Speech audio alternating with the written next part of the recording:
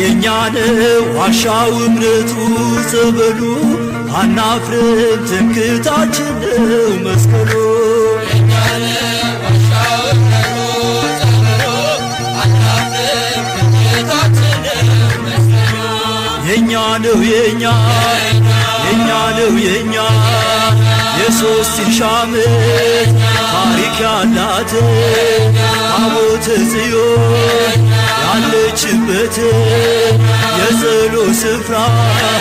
የኪዳን አገር ኢትዮጵያ ናት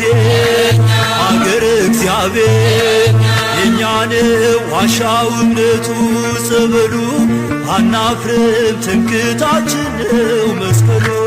የኛ ነው ዋሻው እምነቱ ጸበሉ አናፍርም ትምክህታችን ነው መስቀሉ የኛ ነው የኛ